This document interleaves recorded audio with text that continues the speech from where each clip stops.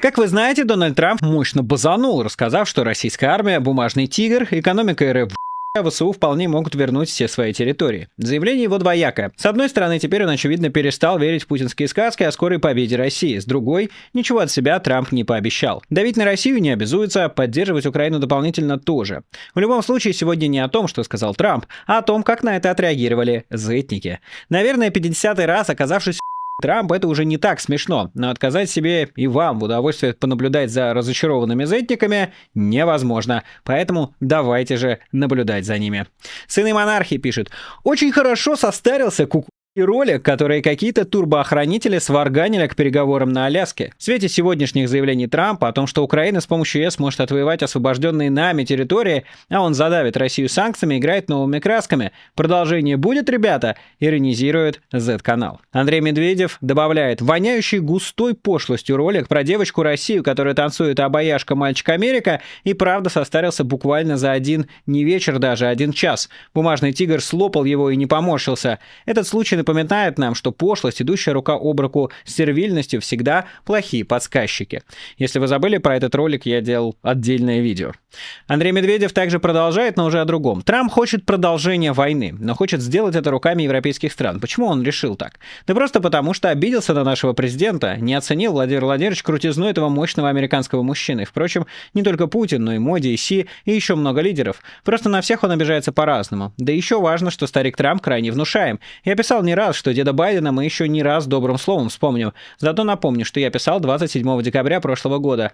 Нам не стоит думать, что в следующем 25-м году нам будет проще. Это совершенно невыгодно Западу в целом и невыгодно США и даже лично Трампу. Даже открытые данные свидетельствуют, что в следующий год ВСУ точно будут продолжать воевать, и для этого Запад отгрузил достаточно техники. Почему Западу нужно продолжение войны? Ну хотя бы потому, что здесь работает принцип: Россия не должна победить. Если Россия победила, это рушит всю международную конструкцию, которую Запад возводил последние 50 лет. Да, Трамп обещал закончить войну в Украине, но восторженные фанаты Трампа в российских политических кругах забывают, что Трамп не обещал закончить войну с учетом интересов России.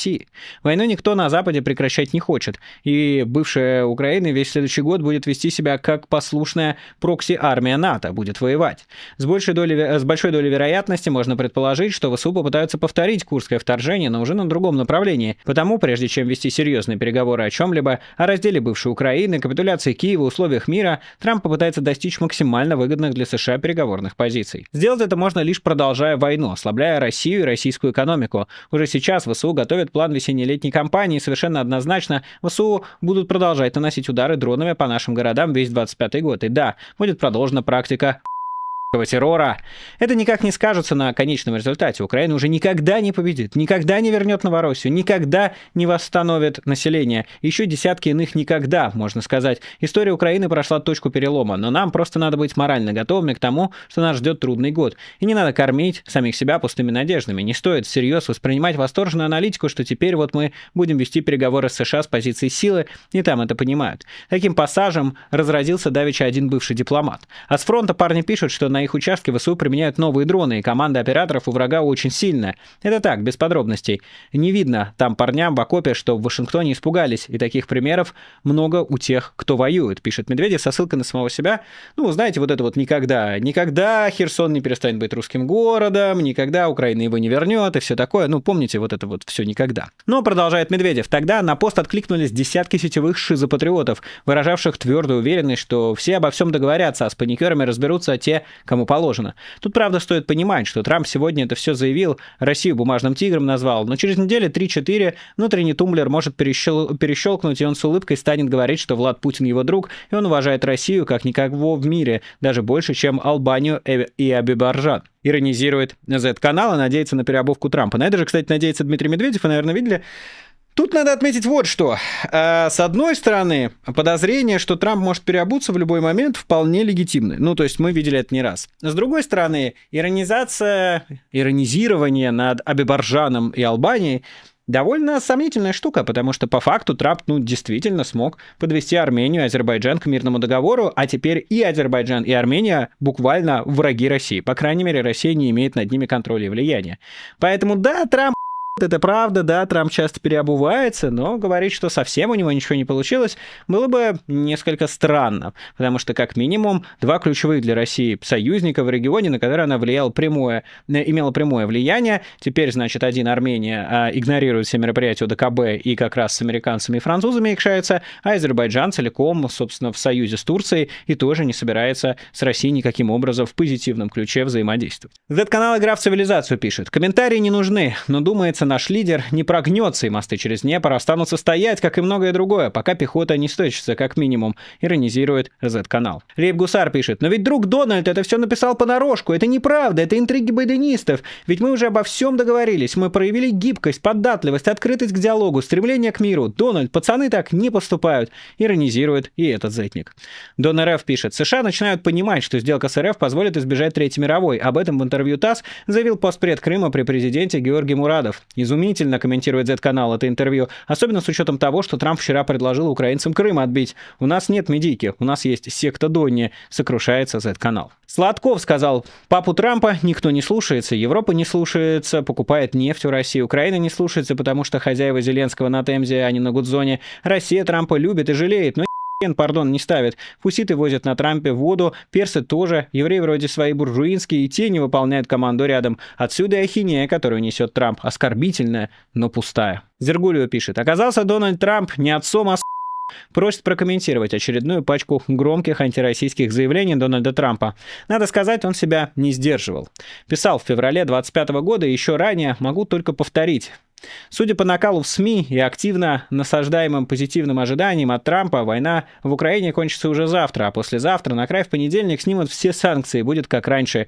Друзья мои, не сотворите себе кумира. Война идет, и она будет продолжаться. Закончить ее могут только те, кто уже сделал возможным переговоры. Это наши бойцы. Не будет как раньше. Нас хотят уничтожить и ограбить. Европа поставила на это все, что у нее было. Если они отступят, больше не будет Европы. Будущее России решается сейчас на более чем 1300-километровой линии боевого соприкосновения. Решают ее 700 тысяч наших бойцов на этой самой линии, пишет Зетник. Шекспир пишет: тут, пока я спал, опять выяснилось, что Трамп не наш. Опять обманули и даже не позвонили. Да что же это делается, люди добрые, иронизирует Z-канал. Дмитриев предупреждает коллег: внимание, патриоты и военкоры, срочно пролистайте ленту своего канала за прошедший год и найдите упоминание старого друга России Дональда Трампа. Удаляйте немедленно. В пятницу выйдет новый список инагентов. После вчерашнего заявления любое упоминание его фамилии будет приравнено к экстремизму. Так что если где-то у вас остались посты про наш Дональд Федорович, человек, который нас понимает, или будем вместе миром управлять, готовьтесь, скоро за это будут не лайки, а протоколы.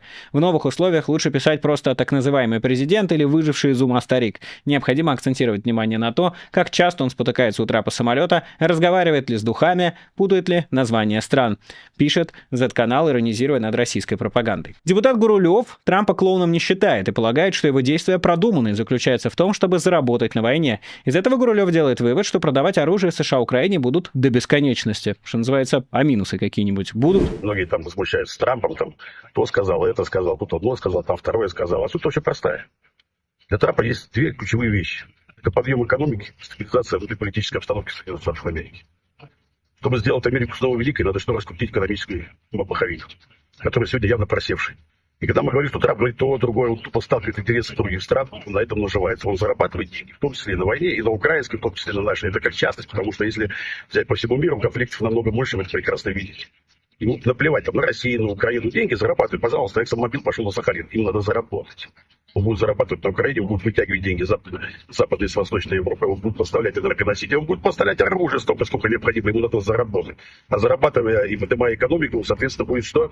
Стабилизировать внутриполитическую ситуацию в стране. Для него крайне важно это выборы в Конгресс.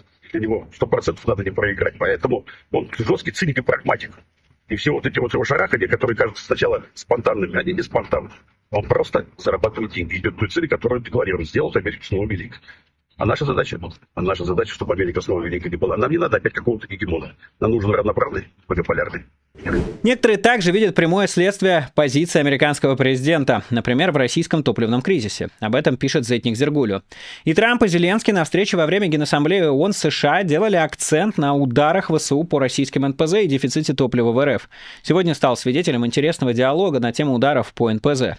У нас же вся надежда на всемогущий бизнес была. Он самый умный, самый эффективный, сейчас все сделает. И бизнес сидит и думает, что ему с горящими НПЗ делать. В условиях текущих регуляционных практик бизнес ничего не сделает. Сделаешь укрытие и защиту, приедет МЧС. Поставишь активный рэп, придут МВД, ФСБ, ФСВНГ, а за всем остальным это в Минобороны, а ему не до гражданских. Коротко и ясно. На фото, отмечает Зетник, горит «Газпром» нефтехим «Салават», Башкирия, крупнейший российский нефтехимический комплекс. Вторая атака менее чем за неделю. Беда в том, что, судя по диалогу Зеленского и Трампа в ООН, удары по НПЗ будут набирать обороты. Нашу болевую точку основательно и глубоко прощупали. На новых территориях и в Крыму дефицит топлива – объективный факт. Про ограничение отпуска топлива в ряде регионов уже пишут «Известия», отмечает Z-канал. Еще одни зетники, два майора, тоже отмечают, что удары по НПЗ и заявления Трампа как-то могут быть связаны. С начала сентября, пишут они, в южных и центральных регионах России отмечается рост цен на бензин. Оптовые цены на АИ-92 достигли рекорда. В последние дни его жесткий дефицит в некоторых регионах.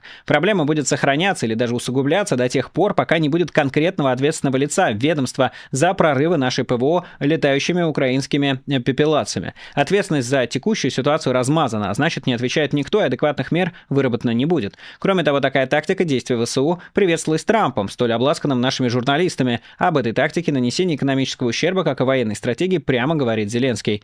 Уважаемым капиталистам предлагаем все же башкой подумать о том, что армии России нужно помогать несколько больше, хотя бы в части оснащения мобильных огневых групп, охраняющих небо у НПЗ. Соловьевский пропагандист Мардан пишет: «Новый уровень эскалации. Трамп призывает Украину идти даже дальше границ 91 года». Он пишет это капсом, как могу, пытаюсь воспроизвести. Трамп снова, пишет Мардан, развернул свою политику или риторику на 180 градусов. Теперь, по его словам, Россия — это бумажный тигр и испытывает огромные трудности, а Украина становится сильнее и может вернуть все свои территории и даже пойти дальше. Президент Соединенных Штатов призвал Украину воевать против России до победного конца. Советники убедили Трампа в том, что Москва войну проигрывает и стоит на пороге экономического краха из-за санкций и ударов Украины по НПЗ. Киеву теперь кровь из носу, нужно продемонстрировать какой-то яркий результат на фронте. Разговоры о повторении чего-то подобного Курску звучали все лето. Но сезон еще не закончился, тем более, что ВСУ все летние месяцы целенаправленно формировали резервы.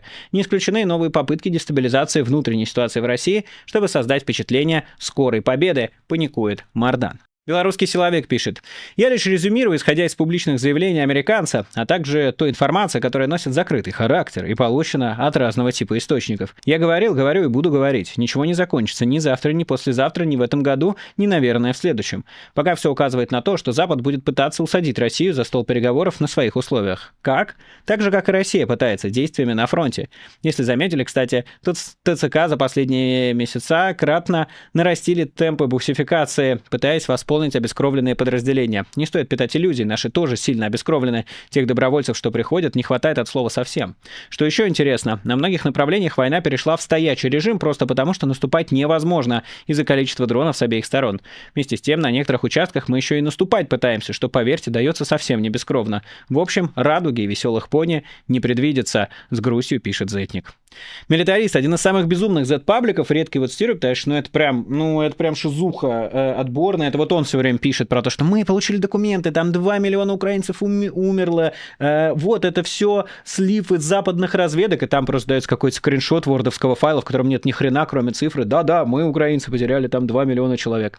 Вот, это просто ахинея. Тем не менее, даже он несколько расстроен происходящим и пишет: заявление Трампа демонстрирует полный разворот в его позиции по войне России и Украины и мирным переговорам, и фактически легитимизацию Зеленского, пишет Z-канал. Хотя где он видел, чтобы, Трамп не считал Зеленского легитимным, коим Зеленский является, или еще что-то, хрен его знает. Ну вот увидел теперь разворот. Верум Регнум пишет: «Боже, какой миротворец! Как он старается поскорее завершить эту войну миром! Ждем выхода Кирилла Дмитриева, который должен нам рассказать, как его блестящая дипломатия с привлечением духа убиенного Чарли Кирка, РПЦ и прямого авиасообщения позволила привести Трампа на эти высоты миролюбия и хорошего отношения к России, а также о том, каких еще высот нам ждать от миролюбивого Трампа. Просим, иронизирует они. Ну, надо сказать, что действительно поддержка Украины и давление на Россию – это самый быстрый способ закончить эту войну, поэтому здесь как бы часть их иронии не совсем уместна. Военкор Котенок пишет: можно говорить как угодно и что угодно, можно апеллировать к здравомыслящим людям на Западе, в администрации того же Трампа и так далее, но реальность такова, что коллективный Запад формально во главе США, а реально управляемый транснациональными структурами, которые абсолютно не утратили своего влияния и контроля над ситуацией при нынешней администрации Вашингтона, а скорее наоборот, решил сделать ставку на ликвидацию нынешней системы власти в Российской Федерации и обрушение ее экономики с целью поражения.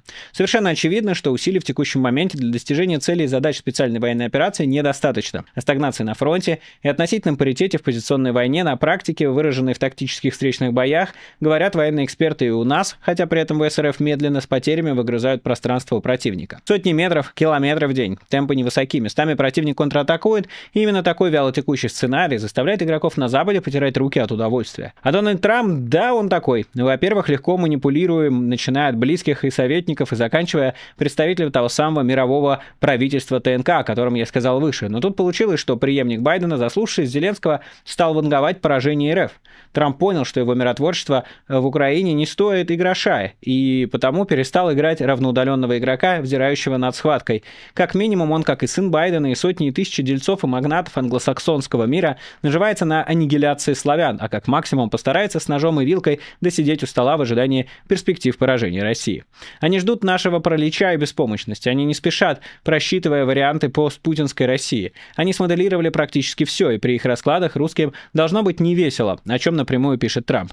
К тому же Дональд Трамп, как бы демонстративно, не заметив вчерашние предложения Владимира Путина, в том числе и по поводу ДСНВ, а это уже моветон. Трамп дал понять, что готов эскалировать и дальше поднимая планку. Вы знаете, что меня всегда смущает во всех этих размышлениях зетников и официальных лиц о том, что смотрите, значит, вот европейцы придумали, чтобы славяне убивали друг друга, это их задача и цель. Допустим, но кто это все делает? Это делает Россия? Типа, окей, если у европейцев есть хитрый план для того, чтобы славяне убивали славян, так может вы не будете ему следовать? Как вам вариант? Как вариант вам такой, а? Если тайный, не знаю, там, ТНК, или если верить Стрелкову, евреи, само собой, англосаксы по версии Путина, если они специально делают так, чтобы Россия и Украина воевали, так может быть России, ну не знаю, не воевать? Как вам такой план?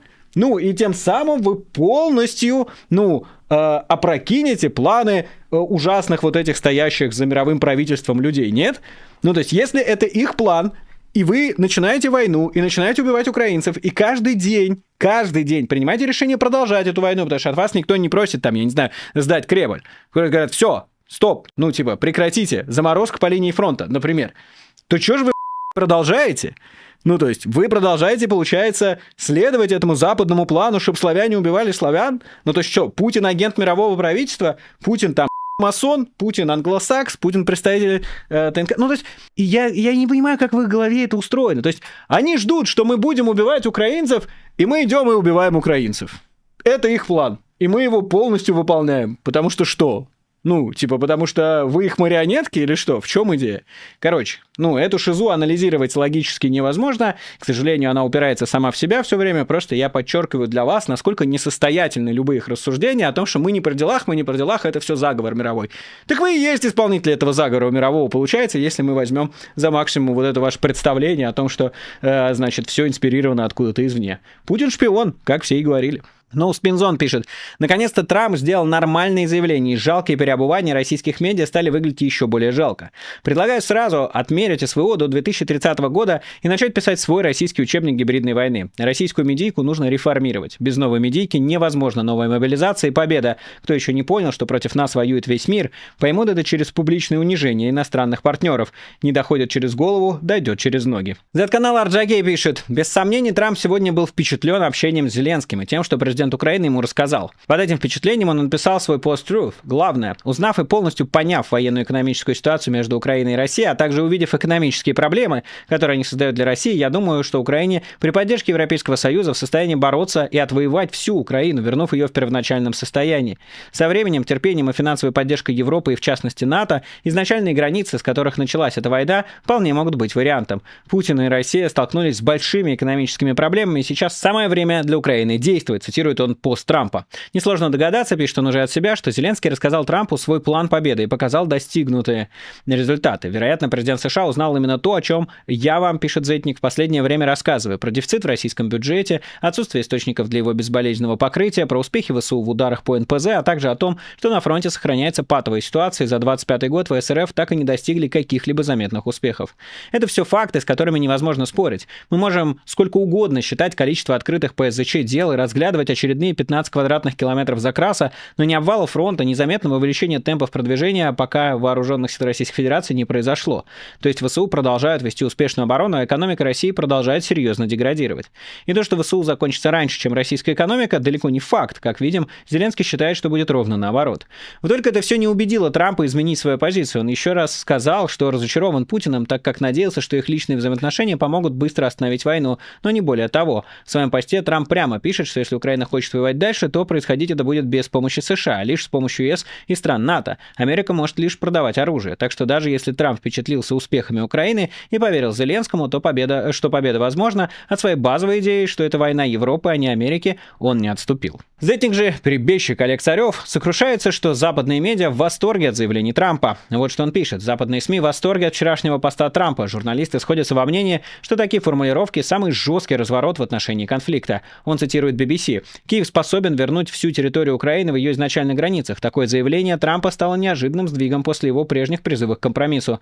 Президент США назвал действия России отвратительными и объявил, что ведет новые экономические санкции в случае, если Москва не согласится на прекращение огня. Также он не исключил введение тарифов и усиление давления, если Путин не подпишет соглашение. Начнем с санкций и тарифы. Он охарактеризовал войну, которую ведет Россия, как бессмысленную и заявил, что страна с настоящей военной мощью не продолжала бы войну 3,5 года. Дальше он цитирует Рейтеров. Трамп призвал европейские страны прекратить закупку российской нефти и газа, чтобы не финансировать военные усилия Москвы. Вы сами финансируете войну против себя. Путин и Россия переживают серьезные экономические трудности. Сейчас самое время для Украины действовать, отметил Трамп, подчеркивая, что поддерживает жесткие меры против РФ. Президент США не исключил, что страны НАТО должны сбивать российские воздушные суда при нарушении их воздушного пространства. Весьма резонансное заявление. Европе пора последовать примеру США и ужесточить экономические меры против России. Только тогда возможен мир, цитирует его Рейтер. CNN приводит Олег Царев. Внезапный сдвиг. Трамп теперь считает, что Украина способна вернуть территории, занятые Россией, отмечает CNN, фиксируя перемену позиции. Канал подчеркивает, что это заявление было сделано после переговоров с Зеленским и удивило даже европейских союзников Украины. АП ПБС. Если Россия не прекратит наступление, готов ввести мощный новый пакет тарифов, цитирует Трампа АП, отмечая его жесткую риторику в отношении Москвы. ПБС выделяет заявление: Россия ведет войну, которая должна была бы выиграть за неделю, если бы действительно была военной сверхдержавой. Это бумажный тигр. Также акцент, что Европа должна взять ответственность и действовать самостоятельно без опоры на США. Нью-Йорк Таймс пишет, Трамп впервые публично допустил возможность победы Украины над Россией с поддержкой ЕС и НАТО. Аль-Джазира пишет, Трамп призывает максимально жестко действовать против Москвы, обсуждается эмбарго, санкции, поддержка обороны Украины. В общем, Олег Царев недоволен и в конце лишь отмечает, по-моему, одну из немногих колонок Телеграф, где они интерпретировали все иначе и сказали, что Трамп по факту умывает руки, и это все очень плохо для Украины. Правда, я не очень понял, почему это плохо для Украины, но это тема для отдельного ролика или обсуждения, в том смысле, что каждый раз, когда речь идет про умывание Трампа рук, мы с вами обсуждали, что речь идет про то, что он перестанет идти по вот этому переговорному треку, который отвратительный, ни к чему не приводит. Этот переговорный трек, это что Трамп каждый раз такой, ща я с Путиным договорюсь, ща я с Путиным договорюсь, ща я с Путиным договорюсь, это никуда не приводит. Если Трамп уходит из этого переговорного трека, ну, отлично, не вижу минусов, типа, в чем они? Вот, поэтому публикацию Телеграф, ну, может быть, обсудим завтра или еще на днях, не знаю, будем ли мы к этому с вами возвращаться. В конце концов, мы с вами сегодня про зетников. И подводит итог всему этому Александр Коц, который пишет, Трамп умыл руки в нашей крови. Красиво? Красиво. На этой поэтичной ноте и закончим. Трамп опять оказался для нас с вами Трамп не оказался, пока мы все еще видим, что он ничего не делает, хоть и угрожает Орбану, но тем не менее, безусловно, изменение его оценки ситуации с путинской точки зрения на объективную точку зрения, ну, не в той части, где Украина прямо сейчас может вернуть все свои территории, нет, это довольно смелое предположение, которое пока непонятно на чем основано, а в той части, где какие успехи у армии России, спойлер, никаких, какие проблемы у российской экономики, спойлер, проблем и так далее, это действительно адекватная и здравая оценка. Вопрос лишь в том, что Трамп намерен с этим делать. Будет ли он помогать подтолкнуть Россию к этому финансовому краху, от которого ее отделяет, да практически ничто, надо просто подождать. Я видел проект нового бюджета, они налоги сейчас будут повышать и все такое. Короче, Короче, с помощью Америки это было бы еще быстрее, и быстрее бы наступил мир. Но если Америка не будет мешать, будет продолжать продавать оружие, не будет угрожать отключить Старлинки, и не будет угрожать отсутствием разведданных, уже хорошо, уже лучше, чем мы с вами ожидали в ноябре, когда Трамп пришел к власти. Как видите, зетникам тоже не нравится, что происходит, и они все меньше и меньше надеются, что Донни их спасет и им поможет. Ну а с вами был Майкл Наки, и до скорых встреч, всего доброго, пока.